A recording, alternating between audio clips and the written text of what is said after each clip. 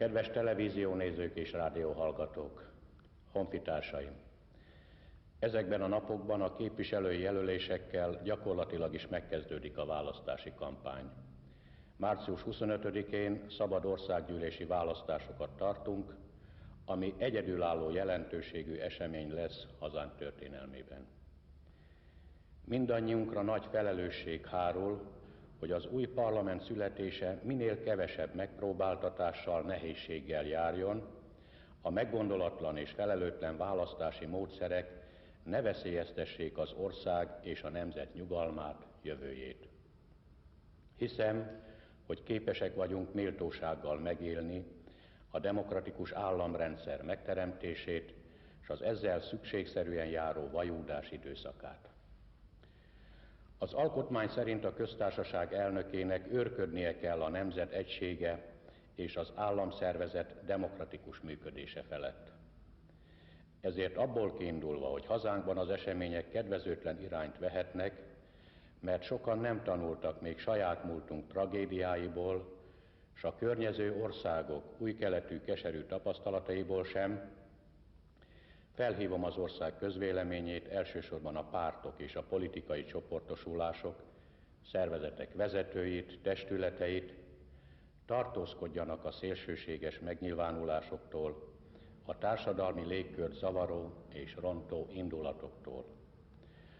A sajtó ne adjon helyt a megfélemlítéseknek és az uszításoknak.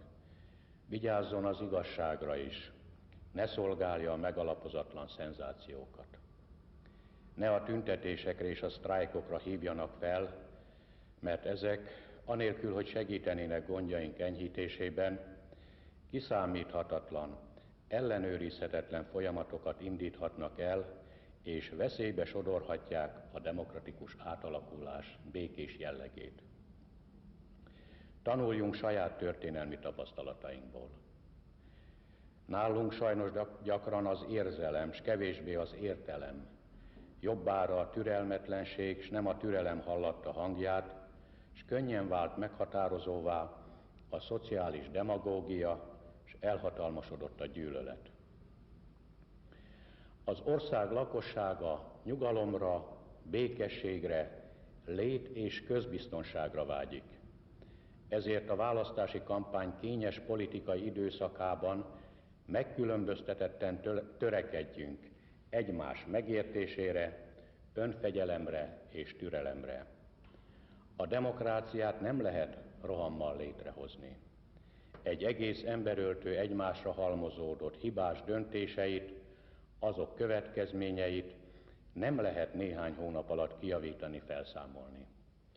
Őrizzük meg az ország kormányozhatóságát, és ennek érdekében akadályozzuk meg az állami és közigazgatási rendszer szétzilálását. A háromoldalú tárgyalásokon részt vett pártok, politikai erők felelősséggel tartoznak a múlt év szeptemberében létrejött megállapodások végrehajtásáért, és az akkori megbeszélések alkotó légköre, kompromisszumkészsége most is hasznosítható. Fel kell lépni a vádaskodással, a botránykeltéssel és a konfliktusok szításával szemben. Formálják a józan gondolkodású emberek a közvéleményt. Üdvözöljük a törvényesség következetes betartására és választási etikai kódex kidolgozására irányuló törekvéseket. Régi igazság, hogy az igazi szabadság nem az, amely szerint az ember azt teheti, amit akar, hanem az, amikor azt teheti, amit kell. Minden párt, minden képviselőjelölt programjával, saját igazával fogadtassa el magát, így győzze meg választóit, ne vetélytársai elleni támadással, hitelének szándékos lerontásával. Csak is így őrizheti meg saját és az ország méltóságát is. Kérem honfitársaimat, hogy a történelmi felelősség tudatában, a nemzeti béke megőrzése és az összefogás jegyében támogassák a felhívásomban megfogalmazott törekvéseket. Ne engedjük, hogy az épülő, erősödő magyar demokráciában zátonyra fusson a békés átmenet. Köszönöm.